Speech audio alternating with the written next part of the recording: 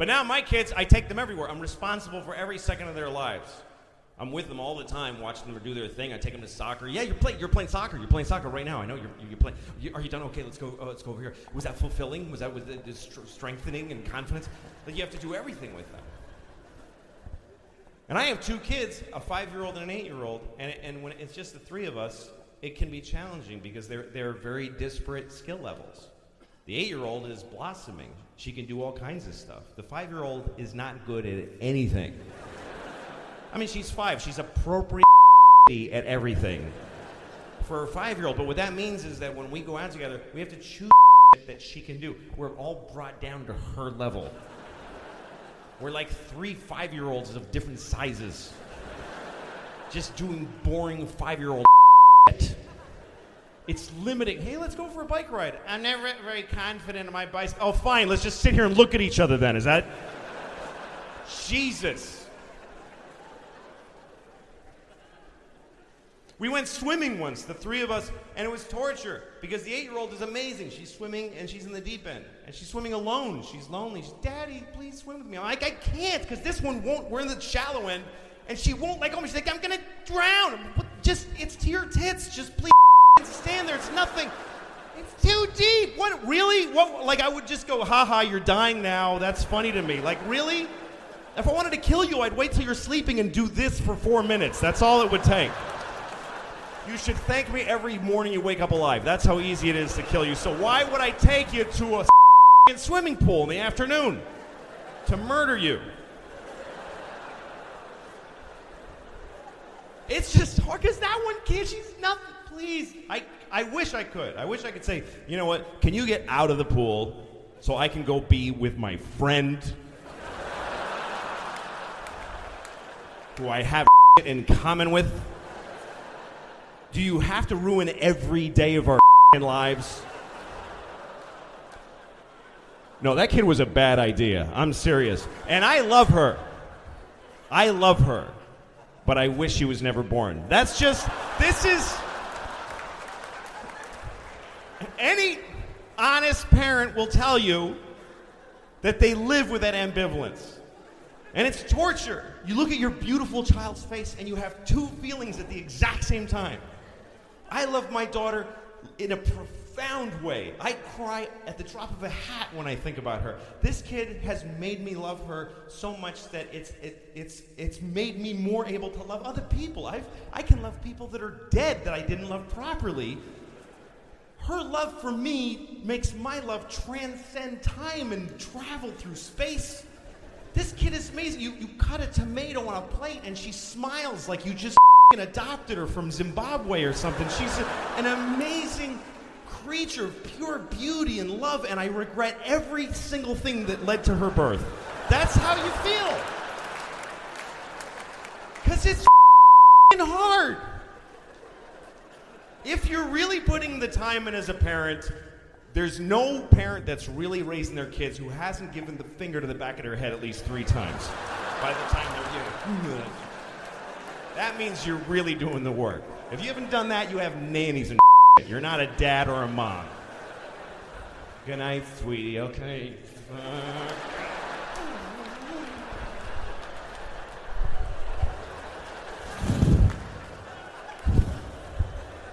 Light of my life, light of my life, light of my life, light of my life.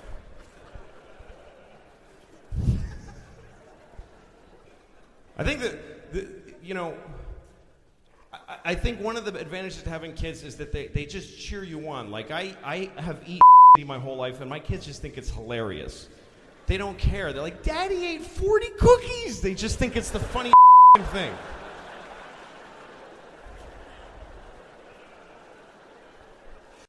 Something's changed when you get older, you know? Like, I've reallocated some of the noises that I make. Like, the noise I used to make when I come is now the noise I make when I pee.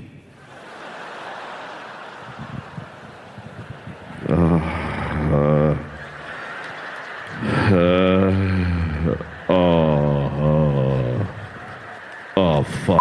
Yeah.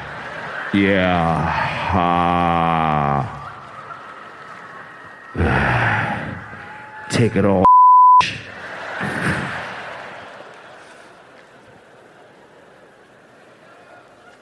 very disrespectful to my toilet.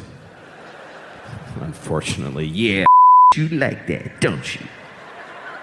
I'm gonna in your mouth too, because you ain't nothing but a eating, piss drinking telet. Dumb telet. Got my piss on your lips. You ain't intelligent. What do? You sit there all day on your ass, waiting for me to in your face. Dumb telet. You ain't even special. I pissed in 3 toilets today. Quit crying. I love you. It's bad. That's how my dad treated his toilet, so that's where I learned it. Anyway, that's the noise I make when I pee. Some of you might be wondering, none of you are wondering,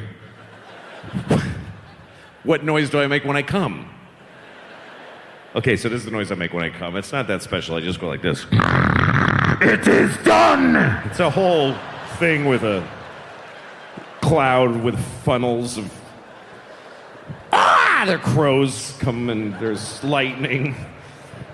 The circle is complete!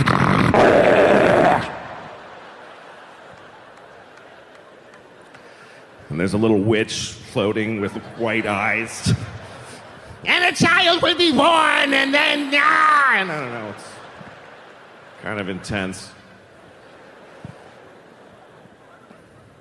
And some kid throws a lightning bolt at me, and I go, and I go to sleep for 1,000 years. We used to let kings take over for their fathers. That's the craziest rule that ever existed. That if the king dies, they let his kid be the king. What are the odds that he's not going to be a piece of shit? How do you let that... That's one of the weirdest things that we've ever done as a race of people. I mean, all of us. White people, and I mean, there were black kings too. African countries.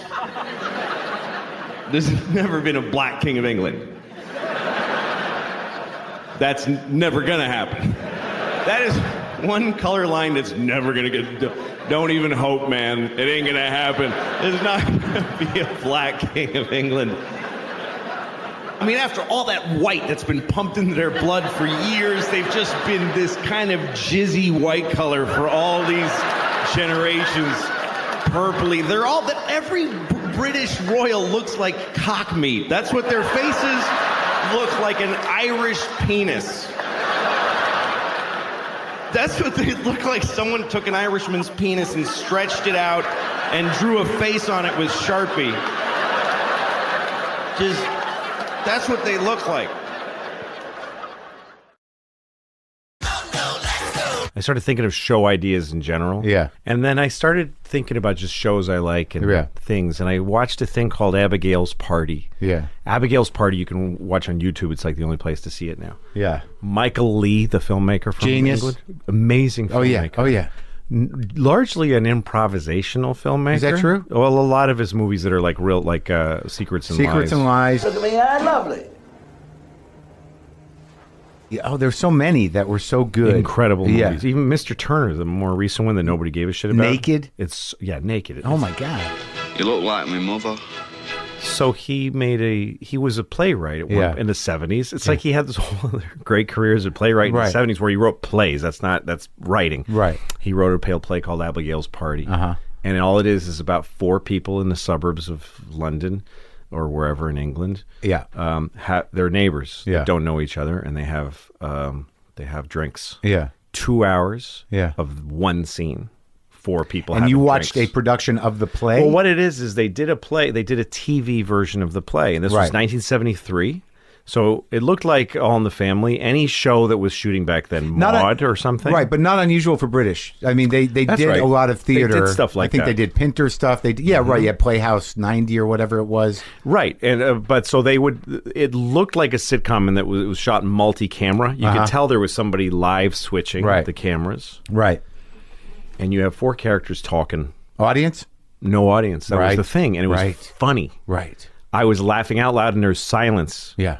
But it's not silence. It's like it's a sound stage. There's a living feeling to it, and it's performed, and you feel that you've seen a whole performance that never changed. You utilize that a lot in Horace and Pete. That's right. So when I watched that, I was like, doesn't exist in the American TV diet. It doesn't exist anywhere Anymore. No, but here's the thing. Even Playhouse 90, the way that was produced was they'd take a play, like a known play. Right.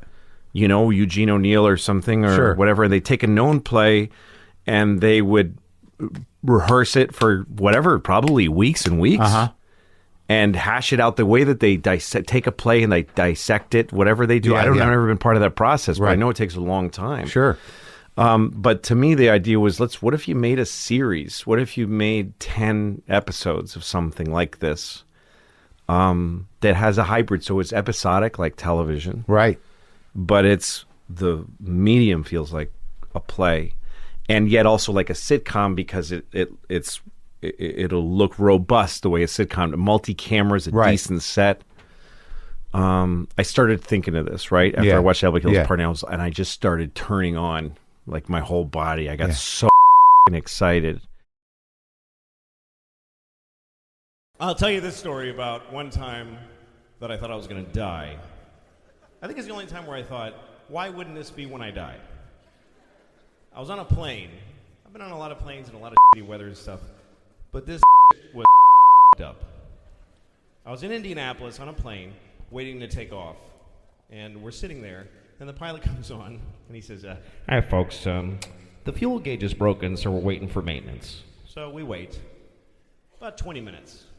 Then he comes back on, "Folks, the fuel gauge is still broken, but we're going to go anyway.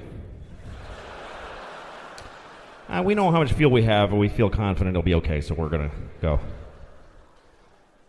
And I'm thinking, okay, well, he's a pilot.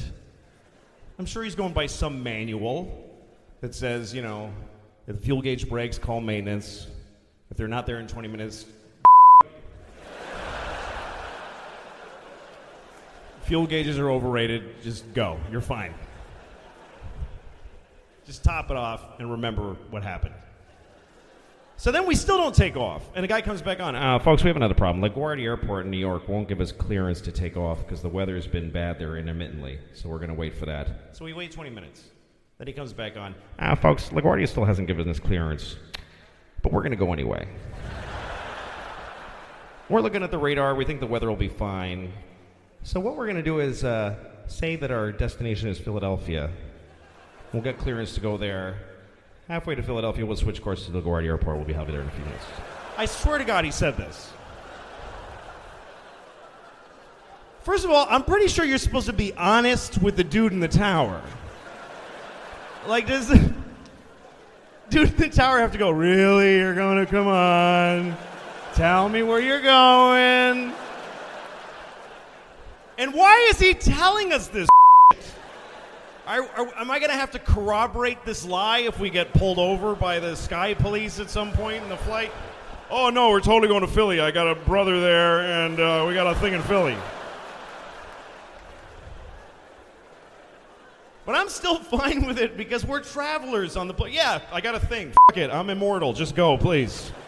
Yes. Go into marginal weather with shoddy equipment secretly. I totally support this plan.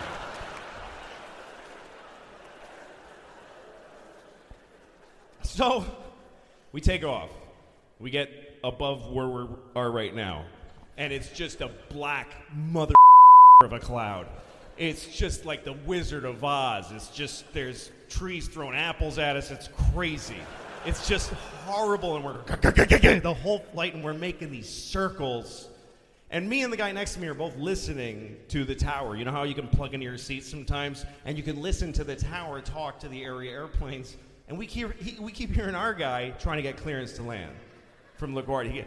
This is Delta 288 requesting clearance to land. It's a negative 288. Low visibility. A few minutes go by.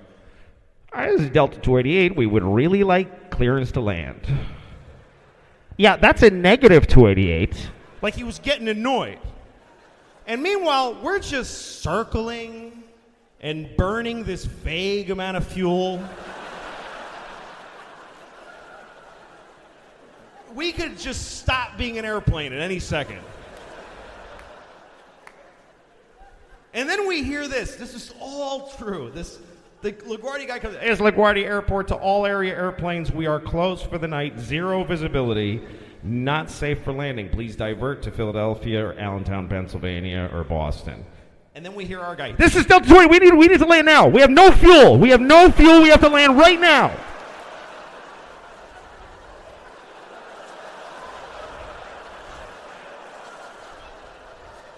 Huh. Interesting. Then there's a pause, and then we hear this. Well, then clear to land, then 280. That's how he said it. Like, dude, no one can see, okay? But just, I guess all the dumb decisions you made today have made this a good one. Just take a shot. I'm going home. Just turn the lights off after you crash. I don't give a shit, frankly. By the way, you're not supposed to be here, you liar. You said you were going to Philly.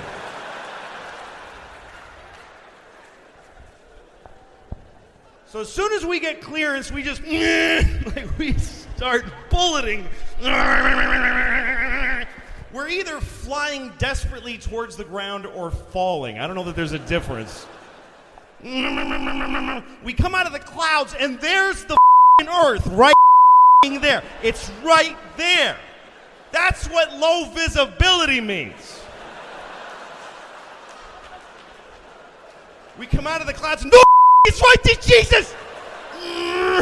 And the plane just... And you can feel the plane go, oh, fuck, I can't do that. What are you, nuts? And we go and veer over the highway, and I swear to God, I saw people in their cars go, what the fuck?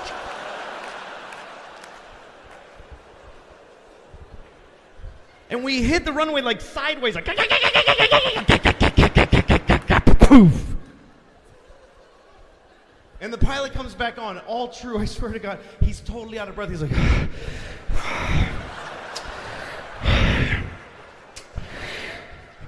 welcome to LaGuardia Airport, New York City.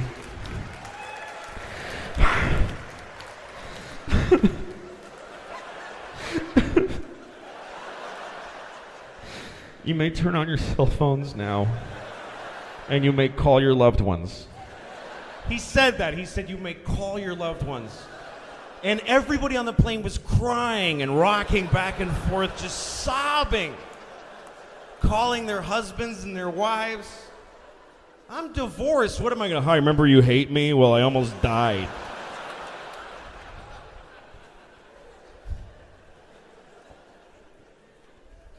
And I got in a cab, and the cab driver goes, that was a very bad landing. I was like, how'd you know that was me? He's like, that's the only plane to land in 4 hours.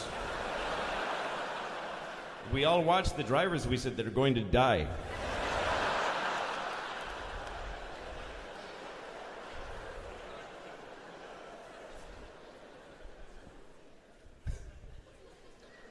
I prefer the city. I do. Even though it's weird, my kids get bombarded by strange things, you know? They see all kinds of stuff, big billboards, sex billboards, you know? Calvin Klein, weird chick with a stripe of cotton like this, and she's like this, like, with a weird... The American Apparel girls are like...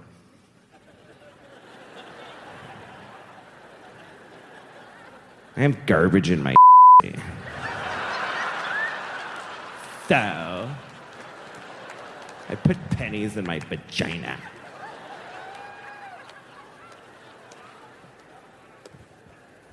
I was on the subway one time, and I'm standing on the subway.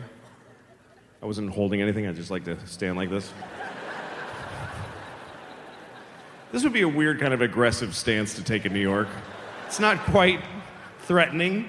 But if you just walked around the city like this, people are like, okay, just go ahead, man. Anyway, I was on the subway, and I heard this sound from back here, from behind me. I heard this. I heard. And I was like, it's a crazy person.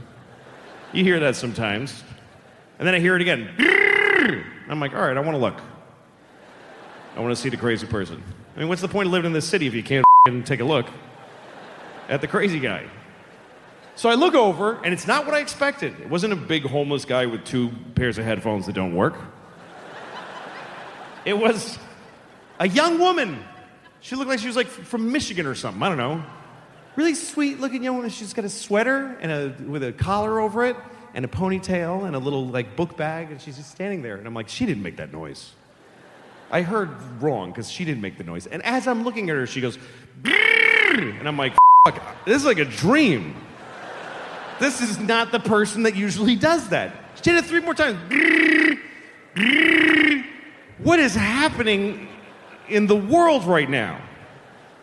And then she does this. She goes, la, la, la, la, la, la, la. La, la, la, la, la, la, la. And I realized, oh, she's like a music student at like Juilliard or something. I don't know. She was like 20 years old. So she's like just doing her vocal exercises right on the train. And you know what? It wasn't charming or nice. It just seemed arrogant to me. Because she's like, I'm in New York City studying music. And I do my vocal exercises right on the train. La la la la la la la, everybody. La la la la la la la, tired nurse who just did a 14-hour shift.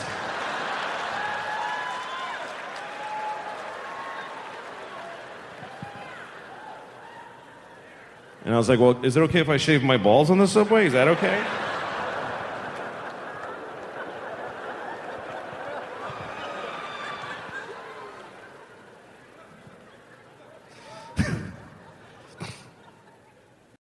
Well, I brought up the whole iPhone thing to lead to a clip from 1967. 1967? Wow. They're talking about the future. The future? The future. What was going to happen in the future? 1967, film called 1999 AD. Wow, that was the future. Which is now, what, 8 years ago? Yep. Wow. Which predicts online shopping, banking, and email. No way. 1967, talking about the future.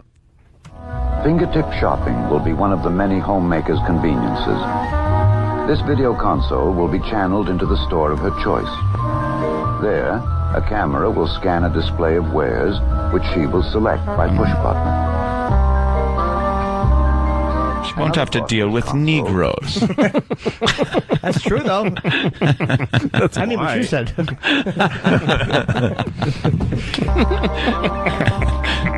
Another part of this console is a household monitor screen, which maintains a watch on critical areas in the house, swimming pool, or yard. I like that. That's what everybody had a What the wife selects on her console will be paid for by the husband at his counterpart console. All bills and transactions will be carried out. Can't trust her. No. She'll buy her feminine products and things to make black eyes go away.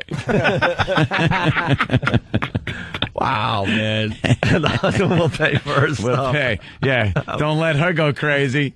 See what happened? They even knew back then. So part of the integrated system was that 1967. there's a whole separate console for the husband. For the to pay husband the stuff. watch so, like, over the that's like the wife's pilot purchases. seat. Oh, my and she's God. just in the co-pilot seat. What? I want to hear the last part You again. don't want her to, have say over what she can buy. Hold on. Areas in the house, swimming pool, or yard.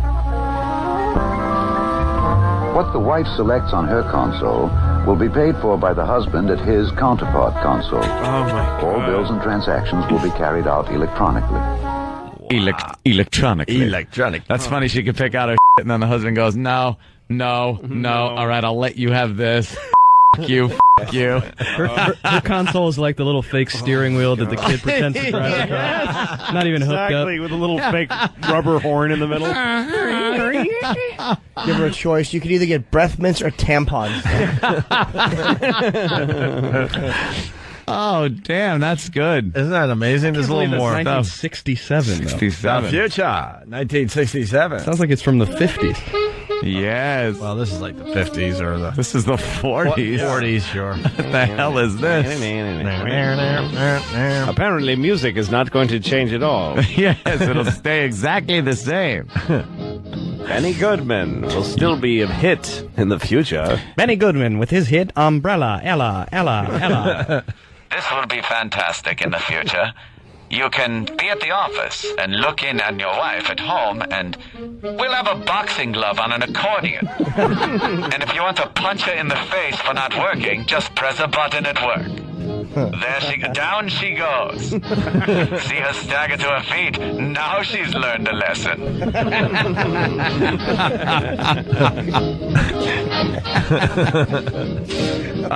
Rich from Manhattan, is this part of the carousel of time in Disney? Please update that effing ride. Yeah. What's the carousel of time? I don't remember. That's at Disneyland. Spaceship Earth is the best. Oh, yeah. Communication. It started with papyrus. You know, and they show all this stuff, and they're like present day one And now is today, 20 years old. Yeah. A typewriter. Exactly. They show all this fiber optic stuff and these bloop, bloop, bloop, bloop, bloop, spacey noises. Everything will be buttons of different colors that flash and they're not even labeled. It's wonderful, yes. Flashing lights, fiber optic, and tapes that go back and forth for no apparent reason.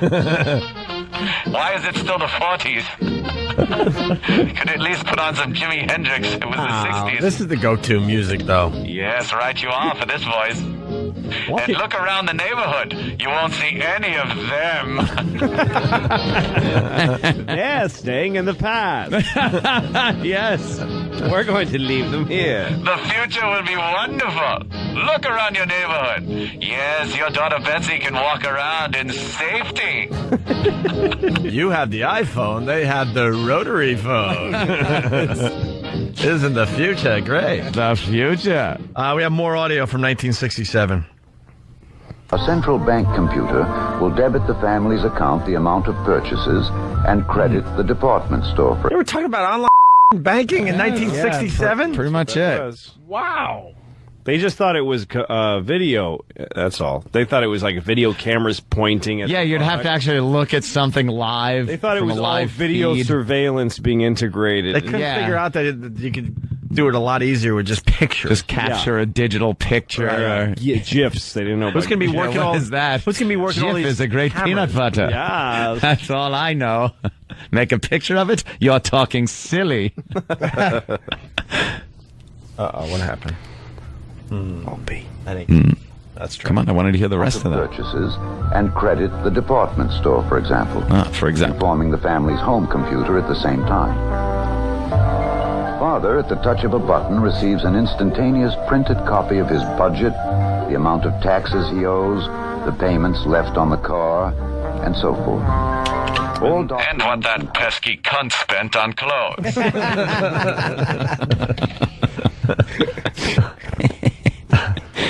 I love the fact that just Dumbbell does some shopping while the man figures out the finance. Guy's got to figure everything out while stupid's just pressing buttons because the pretty dresses were pretty colors. Exactly. My wife has an old magazine, a really old magazine, and there's an ad for some kind of silk sheets, like some designer sheets. Yeah. And the ad is a cartoon of a woman sitting in bed, a really fancily, and the point of the ad is, how are you going to explain to your husband that you bought this? That so he won't be mad. And they show a guy walking in the bedroom with a briefcase, and he looks really mad. Pissed. And she has this sheepish smile, and they give her bullet points. Here's How the about things a blowjob? Here's the things to say to him so he won't beat you, basically. Like, these are cheaper than other brands. These will last a long time. If you could get it out of your mouth before he cracks you in it. Exactly. That's what it looks like. Darker skinned men will slide off it as opposed to being able to violate me. And you know his breath just smells like fucking whiskey and martinis. A cigarette. He's all drunk. 15 drinks on the Metro line train. A little observation. We're trying to find that, and so far we got how to turn a person in bed. Be doing that. All right. car, and so forth. All documents and household records are available on the video screen for immediate reference. Also at his disposal is an electronic correspondence machine, or home post office, which allows for instant written communication between individuals anywhere in the world. That'll never happen. Wow. To maintain these and hundreds of complex electronic circuits, a monitor checks all circuits every few seconds, inserts a backup circuit if and when trouble develops, and alerts the communal service agency for replacement. The music gets scary there. Yeah, the server was like up. My mother's a computer programmer, and they installed a new machine called a Sun machine, like this really huge machine that they had to put their software on. So they put it in their office and plugged it in, and then 2 days later, there was a guy from UPS saying he had a part for the machine, and nobody ordered it. And it turns out the machine ran a self-diagnosis. Oh my God. Found a faulty part, got into their system, and ordered it through UPS. Cyberdyne. It summoned a piece to itself, paid for it out of their accounts. It's becoming aware. It's becoming aware. Fucking crazy. Wow. That's they unplugged it, and they're like, we're not... machines order. Yeah, exactly. Wow, that is too up. Fucking whatever. There's like Everybody Loves Raymond box set. Yeah, it starts with but they're like, no, I needed it. Pizzas, coming to the door. That's pretty cool. All right, listen, we got to take a break. We got Stephen Lynch in the studio. Go to his MySpace page because he's got tour dates all over the country. Same with Louis C.K. Orlando this Friday. Hard Rock. Do you know what I wanted to say that the computer ordered, but I just didn't have the guts? What? A freshener for your mother's chair because her cunt stinks. But you didn't have the guts. For my mother's chair? Jesus Christ, Jimmy. But he didn't have the guts, It's the Lou. first thing it ordered. Right. It's the first thing it ordered. I don't have a sense of smell, but that woman's cunt is disgusting. Too bad that does not compute. Too bad you weren't brave enough to say it, though. No, I would never disrespect Will Smith. Yeah, no. Next day delivery. I can't take another day of this. God damn, Jim. I just see him giggling over there, and I wonder what he's got in his head, and it's that. Couldn't fire it out fast enough. I was in upstate New York in a small town, and I was standing in front of a drugstore. And in the window of the drugstore, they had a wheelchair on display in the window. Is that really an impulse purchase?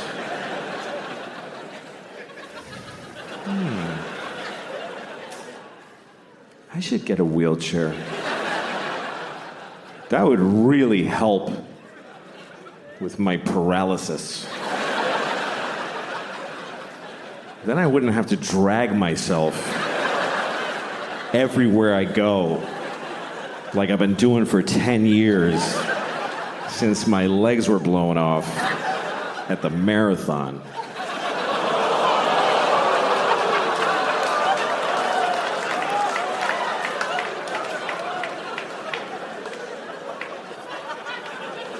Okay. Bunch of hypocrites, apparently. Because, let me point some out to you. Motherfuckers.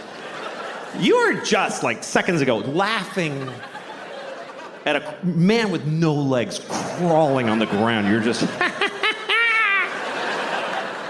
And then at the end, you're like, oh, but not those particular legless people. No. We thought you meant just some with a childhood disease who deserves to be laughed at. Not one of those. Now we're laughing at all legless people equally. However you lost your legs. Ha ha ha. You haven't legs. And weave legs.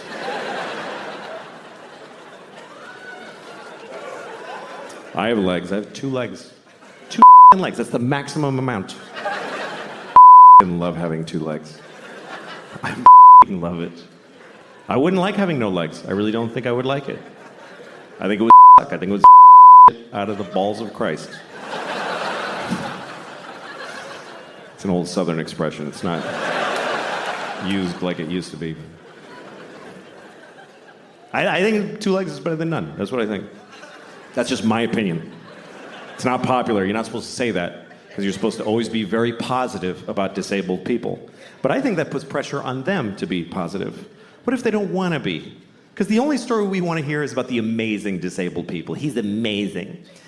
He lost his legs and then he won the leg-having contest. What about disabled people who aren't amazing? Who are just ordinary with a sweatshirt and some potato chips and he's going, fuck, I wish I had legs. No, this is better. This is better with no legs. Why is it better? Because you can do anything now. I can do 4 things. Fuck off. I just don't know that our positive, non-disabled attitude really helps. Like retarded people. We're going to talk about retarded people for 20 minutes. That's what's going to happen. We're going to discuss retarded people for 20 minutes. It's not okay to never speak of them. No, we're going to talk about them. First of all, I want to talk about the word retarded, okay? Because the word retarded, it's a bad word. Now, people do not like the word retarded. They find it very offensive. Now, I'm a little confused by this because it wasn't always a bad word. And I grew up in the 70s and it wasn't bad back then. And most bad words were always bad. You know, cunt never had a day in the sun. There was never a time where the Santa Claus at the mall was like, come here, you little cunt. Tell me what you want for Christmas. And then in the 90s, we're like, let's lay off a cunt a little bit there, gang. No, we used the word retarded in the 70s. We used it to identify people who were retarded.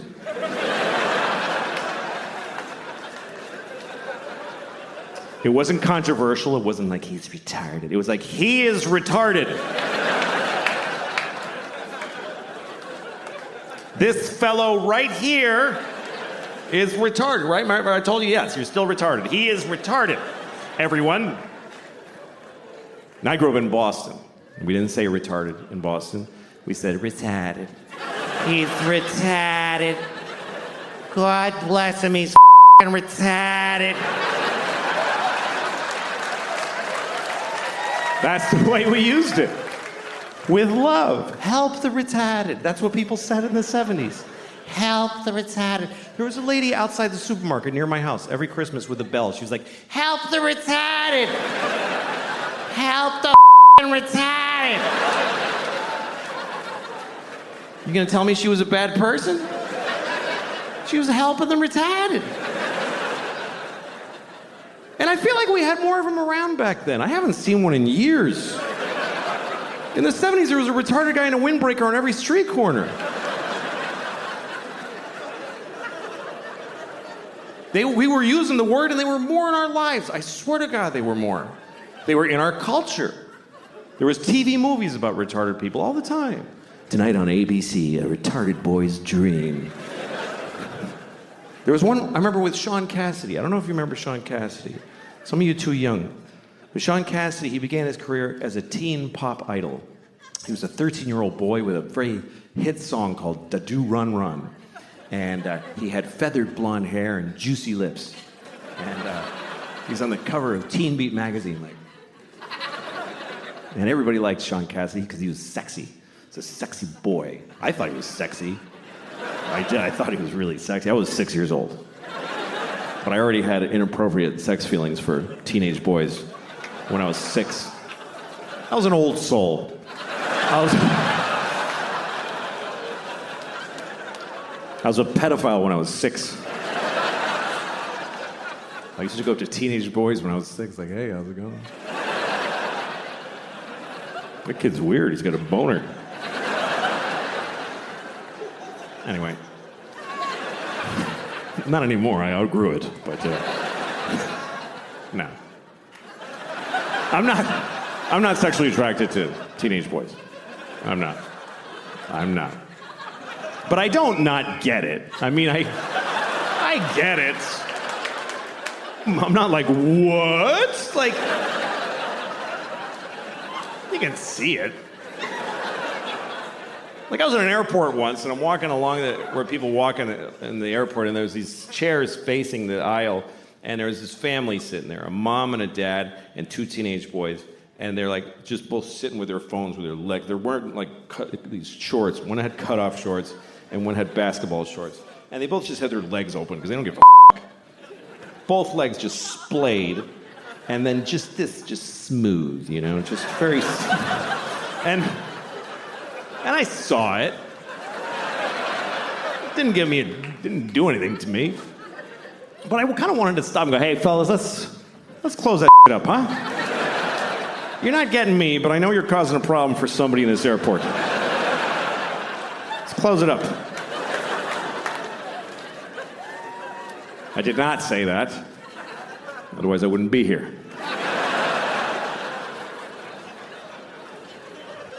Anyway, let's return to the comfortable subject of retarded people, shall we?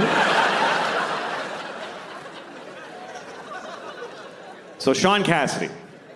Sean Cassidy was a teen singer who then grew up. He was about 18. Now he was, old and gross. Nobody wanted to f*** him. So he started to act.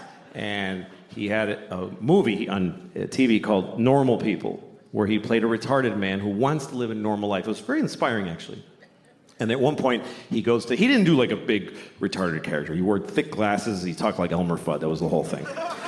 So he goes up to the guy who runs the group home he lives in, and he says, I want to get a job. And the guys who runs it is like, Republican conservative. So he's like, you can't get a job. You're retarded,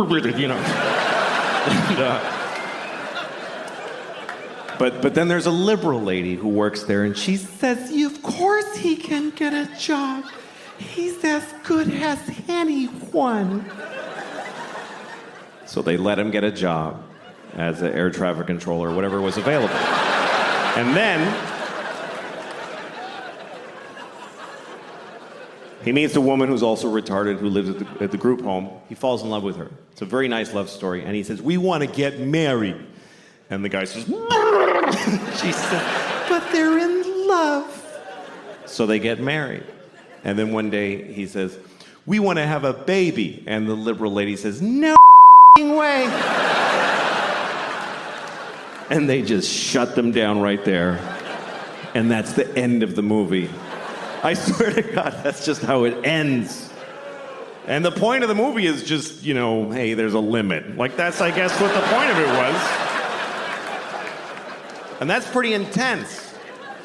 But hey, retarded people were on television. We were talking about it. We were dealing with it. And they said the word retarded about 50,000 times in the movie. Now we don't say the word, and I don't see them anywhere. I guess that's my problem with it. And also, the word is not basically a bad word. It's a medical term. But it became a bad word because it's used as an insult, really. Not towards retarded people. Nobody does that. Nobody calls retarded people retarded to insult them. What would be the point of that? It would be like going up to a chair and saying, you're a chair. Like, what are you doing? No. People use it on their friends. Like, you're at a bar. Your friend's like, I don't have any more money for beer. And you're like, you're retarded. Do you know that? And in that moment, no one retarded is insulted. They're not. Do you know why? Because they're not there. Because we don't include them in our lives. They're not at the bar. How many of you have a retarded drinking buddy that you hang out with? No, you take them to the zoo when they're little and then fuck them.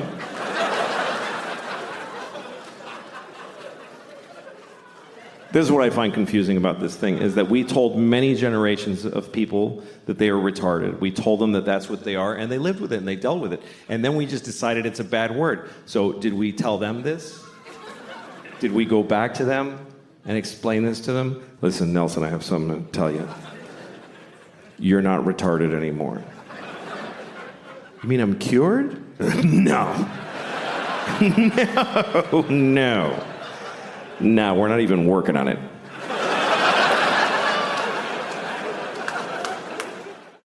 I've been thinking about my memories because I have kids now. And my kids are at an age where I remember being their age. I remember being a 6-year-old. I remember being a 9-year-old. And that's a big threshold that my kids have crossed, is that I remember being their age. Because when you're raising kids, you're not raising the kid in front of you. You're raising the grown-up that they're going to be later. And I was a kid once. When they were babies, I didn't really relate to them because they're babies. A baby is not going to remember shit that is happening to it. If you have a baby, keep it alive and enjoy yourself. But really, the baby it's not going to matter. A baby is not accumulating anything. It's like an Etch-a-Sketch that you shake every day. It doesn't matter. You go up to your baby, you can go up to your baby's face every day and you fuck you, baby, like right every day, it wouldn't matter. Hey, baby, you big, you do that every day, wouldn't matter. I mean, they'll grow up with a general sadness inside, but they won't actually remember. Why? And memories are weird because memories get distorted by who you are now and who you were when you experienced them. Like, I remember when I first started doing stand-up, I was living in Boston, and there was one club that was owned by a gay guy. And my memory is that guy was always trying to fuck me. That's my memory. I've carried it for 20 years. There was a gay guy tried to fuck me all the time. And recently I caught up with an old friend of mine from those days who I hadn't seen in years. And we started talking about different people, and he brought him up. And I said, that guy always used to try to fuck me.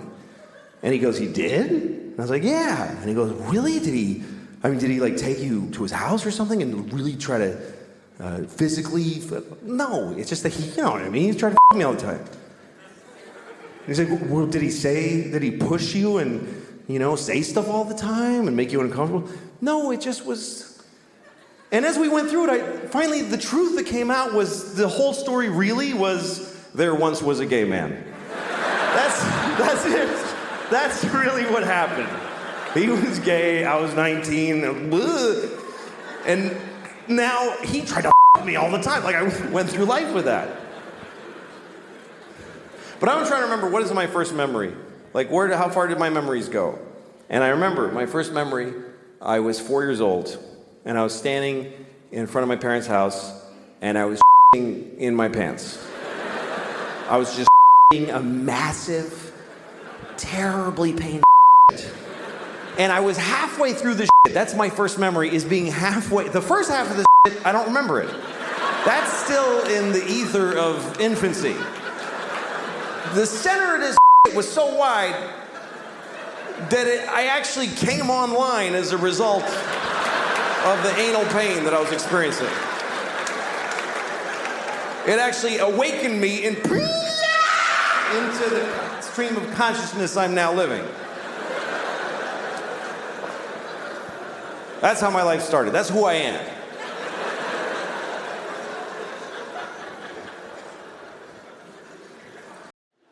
I think it's pretty amazing when you think about it. The people used to say that being gay was wrong. Pretty recently, folks used to, like most people used to say that being gay was wrong. Of course, it's not wrong to be gay. I mean, it's pretty gay, but it's not wrong. But that's what people used to say. And now nobody says that. And I think that's a positive change. I think that's a good thing. Although I do wonder if there are gay people who miss when it was wrong. Maybe there's a few who miss when it was, because wasn't it a little more fun when it was like, this is crazy? Like, didn't that give it a little zhuzh, a little, I could lose my job, oh, because now they're like everybody else, which is great, and they can get married, that's terrific, but is that fun to your husband at your house? Wasn't it more fun to be in an old nightclub at 4 a.m, like, I'm breaking my mother's heart? Oh, yeah. I don't know. I don't even mean just gay people. Just some people like when sex is a little up, you know? Some people like when sex is a little all right. No. All right, you want to talk about it? Should we talk about it? Yeah, all right. I don't mind talking about it. Okay. Here's what I'll give you some advice. Here's some advice that really only I can give you. Here's my advice. If you ever ask somebody, can I jerk off in front of you? Just let me finish. I mean... Let me finish what I'm saying. Fuck. Okay. If you ever ask somebody, may I jerk off in front of you? And they say yes. Just say, are you sure? That's the first part. And then if they say yes, just don't do it. Just don't do it. Because look, whatever you're into, okay? Because everybody's got their thing. Whatever your thing is, I don't know. You all have your thing. I don't know what your thing is. You're so lucky that I don't know what your thing is. Do you understand how lucky you are that people don't know your thing? Because everybody knows my thing. Everybody knows my thing now. Obama knows my thing. Do you understand how that feels? To know that Obama was like, good Lord.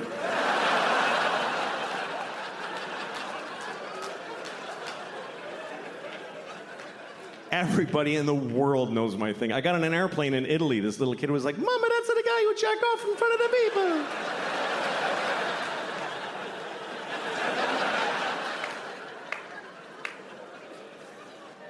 So whatever your thing is, I don't know what it is. Maybe you can't come unless you have your father on speakerphone. Whatever it is.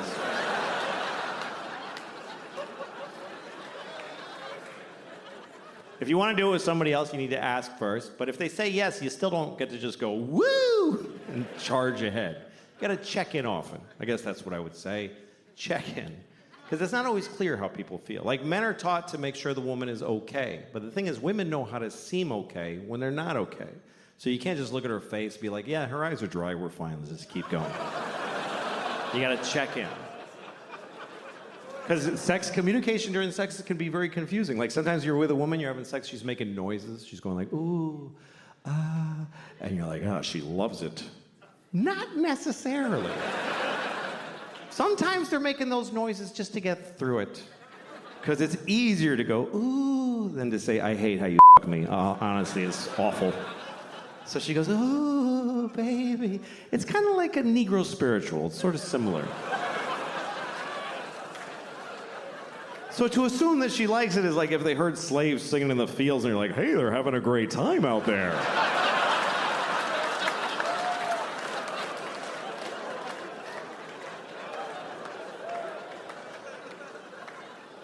As far as my thing, I don't know what the fuck.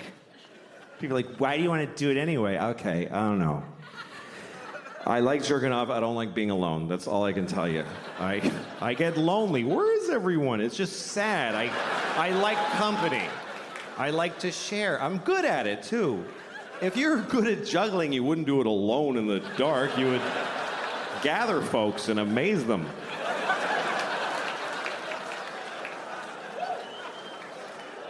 Anyway, that's all I'm going to say about that shit.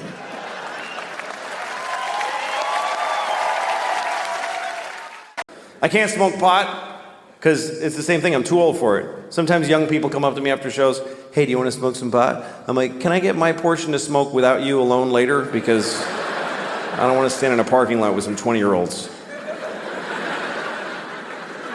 Last time I got high, I was in Kansas City, and I got high because I was in Kansas City. So after the show, so these kids that worked at the club, they're like, you want to smoke some pot? I'm like, yes. So I'm standing in a parking lot with these kids, like 20 years old, and we're smoking a joint. And I'm taking huge hits because I had no idea.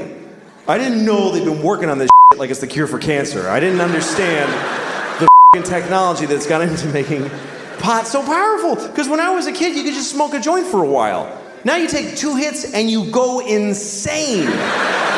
It's not doable anymore. And I was taking big hits, like big 1970s jean jacket, Bad Company hits. Here come the jesters, 1, 2, 3. It's all part of my fantasy. And I'm like, yeah.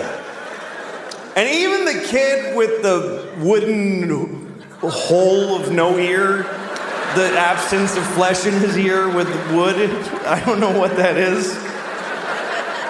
Even he was like, "That you should be careful, that's a lot of pot. That's very strong marijuana." Yeah, I'm fine.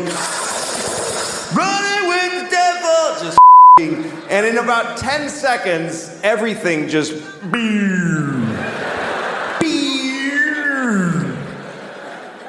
and I'm like, oh, this is an ordeal now. I'm not gonna feel okay for a very long time.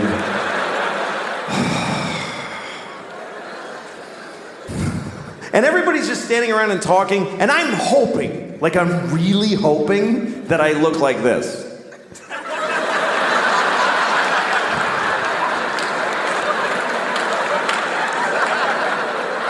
But I'm pretty sure that I was just scanning insanely.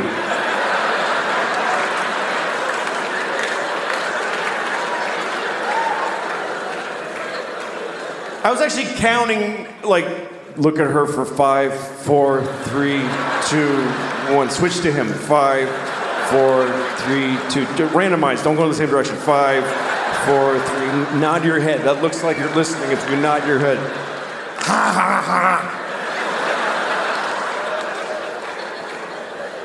And at one point I realized I need to get out of here because the air is hitting my arm weirdly and they can tell. They totally know that I'm not handling the way air is touching my arm right now. Why am I doing that with my hand? That's weird to do that with your hand. Nobody stands like this. Nobody stands like this. Just no, that's also, that's weird too. That's crazy. Just, shit. I gotta go. But I didn't know how to leave because I had this dilemma. We're all standing in a perfect circle facing each other. And I thought it's gonna be insane if I just turn I'm one person with my back now. Do I just back away like this and hope that they fill in?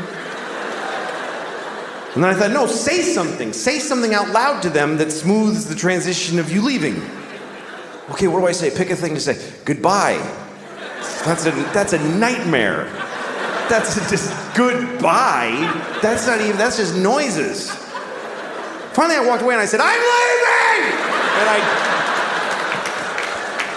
I know it was that bad because they all went, oh, okay, all right. Whoa. Like, I'll never see those people again as long as I live. And then I had to get in a car. I forgot that I had rented a car, and I have to drive back to the hotel. And I'm driving on this highway in Missouri. And at one point I realized, I think it's been about 25 minutes since I looked out the front window of this car. I've just been dealing with directly in.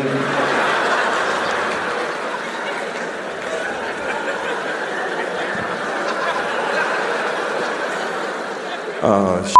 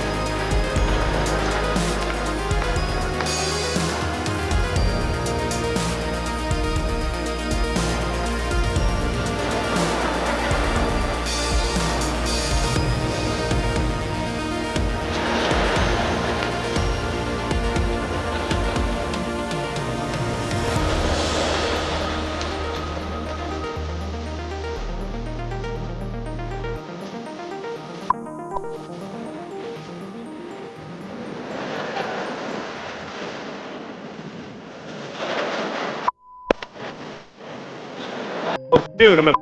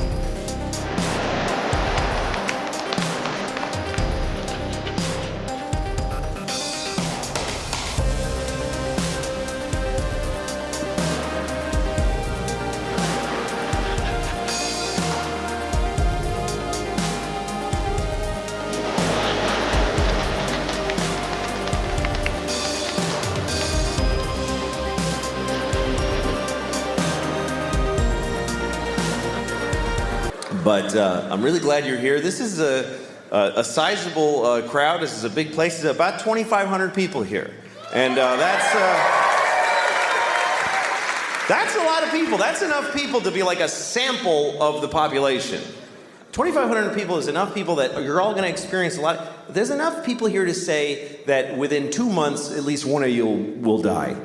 I'm just saying, I think it's probably accurate to say that out of any random group of 2,500 people, not all of you are going to make it to Christmas. Unfortunately, there's going to be at least one of you here tonight is going to ruin your family's Christmas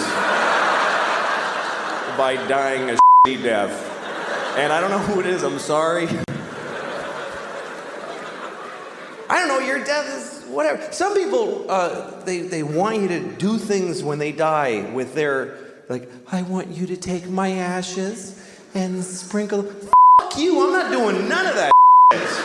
You're dead. I'm not gonna run errands for you after you're dead. You don't matter anymore.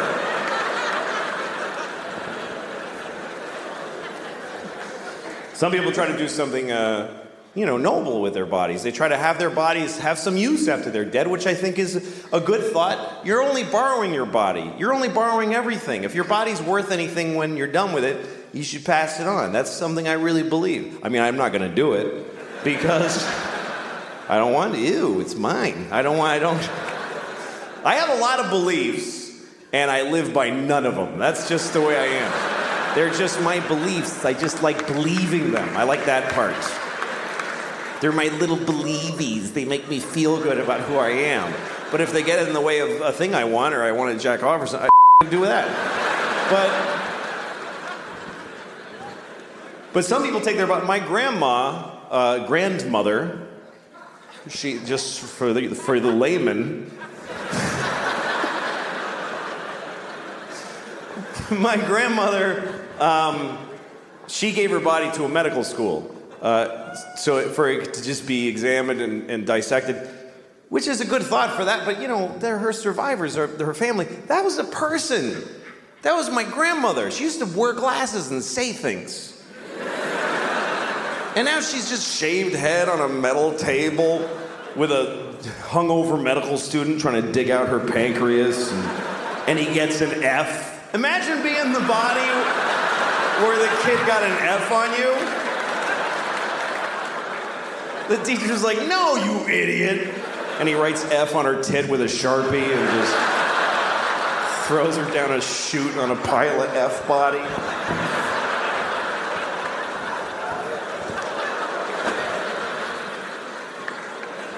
So, I don't care about her. Shut up, idiot. Just shut your mouth.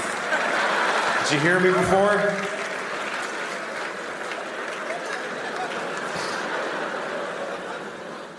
Okay, so what am I going to do with my body? I'm going to die, and I got to tell people what to do with my remains. And I have an idea for something to do with my body, or for other people to do with it, that will do good in the world. And it doesn't exist yet as like an institution, but I'm going to create it, starting with my body. And what it is, it's a place where you can go and be with a dead body, and you just do whatever you want. And the point of this is that there are people out there who have sexual compulsions and they can't control them. And so they go and they bother alive people. And this, you get it out of your system. This is the deal. You go in the room, there's nobody else with you, you got 90 minutes, you just do whatever you want. Whatever it is. Shit in my mouth, you want to stick my toe in your piss on my face, whatever is the thing you got to do. Jack off with the cartilage of my ear, whatever is your heart's desire. I want to be the Willy Wonka for perverts. You can come on my back and pretend that I'm your father. I am dead, I don't mind.